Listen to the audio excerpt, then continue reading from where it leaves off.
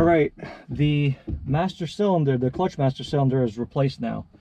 Clutch is bled. I just uploading an adjusted map. I adjusted some fuel tables and some ignition because I was getting knock. Right now, hopefully we could go for a test drive. Driving around for a little bit, I'm going to data log to see how the car's running. I still didn't fully bleed the coolant. There's still air bubbles in there and everything, but hopefully driving around is going to get rid of that, and then I'll add more. So let's start. Let's see if the car starts up first of all. Injector's primed, fuel pump turned on. Alright, we're going to see where this clutch grabs. I might have to adjust the pedal, the screw on the pedal. I haven't done that. I just kind of replicated what the stock one was like, and then hopefully that's going to be the right setting. Yesterday, when we pressed the clutch and put it in reverse, the car started moving on its own, so I didn't even want to drive it home, risk getting stuck somewhere. Let's start. Logging. Whoa. So the clutch grabs right at the bottom, right off the floor. That's going to be tough. I'm definitely going to have to adjust that pedal. Let's go for a drive. I'll come back and I could adjust that screw on there. Wow. Not expect that. But it is going into gear. Yesterday I had a hard time. It's not going into fifth. Yeah, we're going to adjust the pedal. I'm going to go close the garage door. Be right back. Let's see. So far, coolant temps are at 122.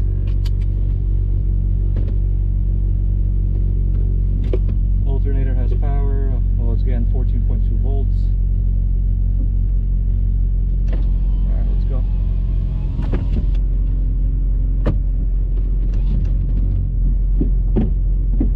Oof, I'm gonna have to get used to that. Whew.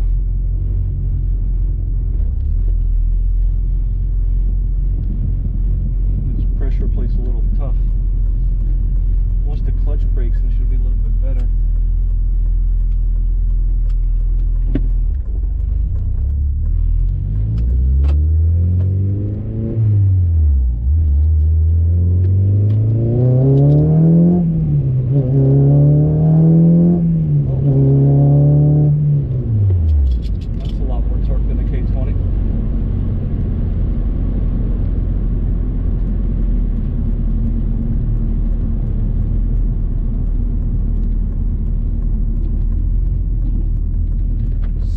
Shifted all right. Brake feels a little strange.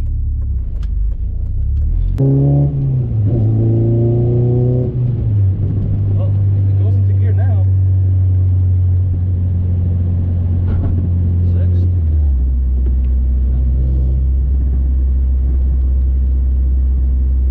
I don't feel too much vibration. I think my exhaust is getting back there. Just that.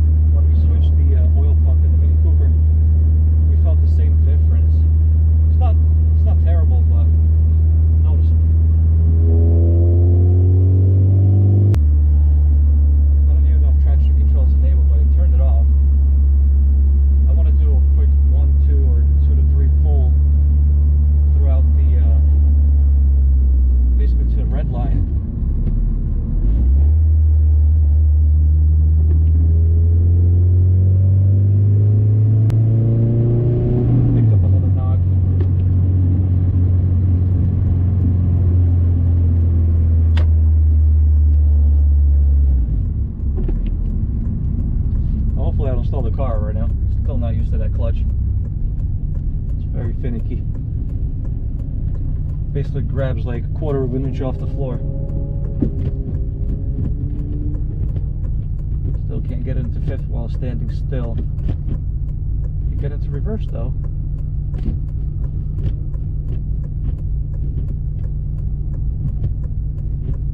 Huh.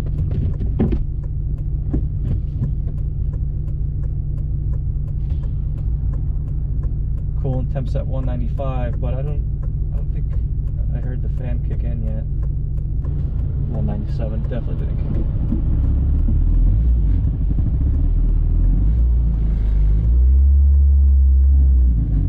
Oh, I'm feeling that exhaust hit so bad.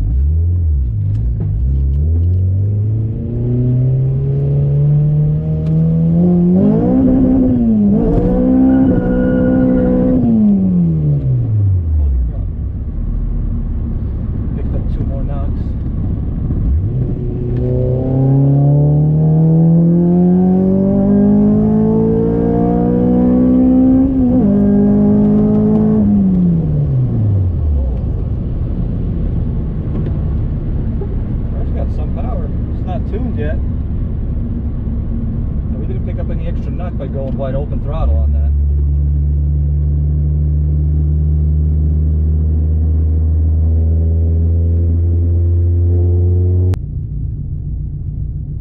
It's pretty quiet at idle.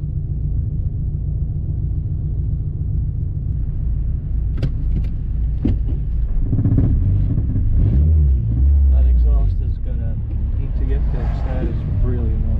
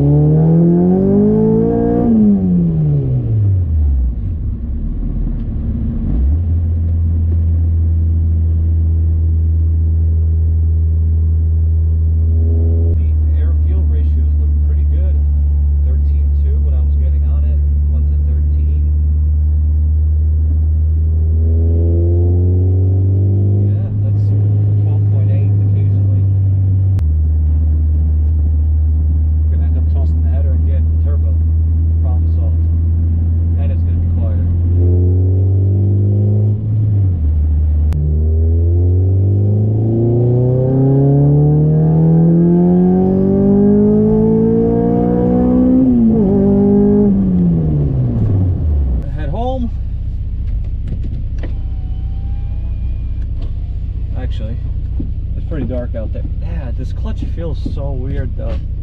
Alright. Well, it goes in gear, so that's all I care. Alright, have a good night. Alright, later. Anything leaking? You see any wet spots? No. That's good.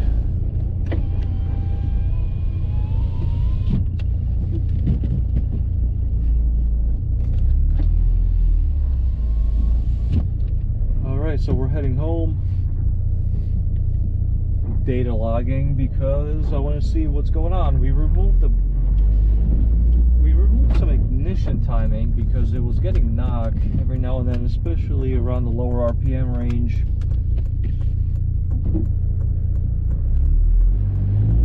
Clutch is starting to feel better.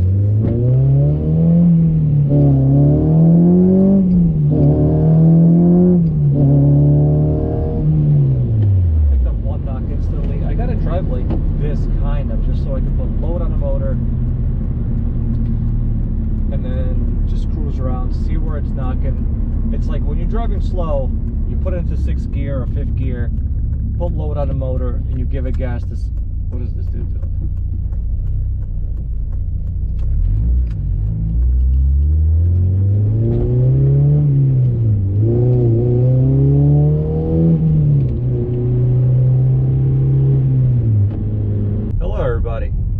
It is now the next day, or actually I should say 2 days later. It's Sunday, and I'm just driving the car around.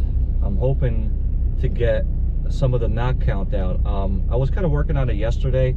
I uploaded or I adjusted some ignition, removed a bunch of degrees from the area that was knocking really badly. Right now I don't have any knock yet, but we just started driving, so I'm gonna actually drive a few miles around town and see if I can pick up any on just regular cruising. A couple of things I should say about this swap. Overall, you know, it was pretty smooth and easy to do. The only thing I would actually recommend, if you already know you're going to be doing the swap, is to go ahead and get the, I think they're K-tuned K24 headers specifically for this chassis. They cost, I don't know, they cost about the same as a Skunk 2 Alpha. I'm not sure what the power difference there is, but you know, you could be confident they'll fit. You wouldn't have to do anything with the rear mount or anything like that. It just makes it easier to do this. When I got my Skunk 2 Alpha, I wasn't sure 100% that I was still going to be doing the swap, so I just went ahead with the Alpha because I know it is a better header performance-wise.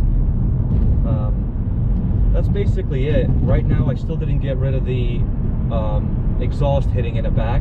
What I actually did was I'm waiting for these things to come in. They're I guess the rubber exhaust hanger bushings or whatever you call them, and they actually have 4 holes in it, so you could drop the exhaust, you know, depending on how much lower it needs to go. You have three options on there, so hopefully that'll drop the exhaust low enough for it to stop hitting back there. And I know it's back there. It's hitting like on some kind of a pipe or something. So I'm thinking if I give it just like a 1/4 of an inch more clearance, or maybe an inch more clearance, it should resolve that issue. That's about it. Everything else, you know, the car's running pretty smoothly. It idles well. It keeps the coolant at normal temperature of 195 pretty consistently. Smooth. It has power. Like I said, I'm just tweaking out the ignition right now. The fuel's on point so far, but I am going to get this car tuned. So I'm going to be doing a video on that when that day comes. I don't know if it's going to be 2 weeks from now or a month from now. I don't know. It depends on how busy the tuner is. So that's about it. Thanks again for watching.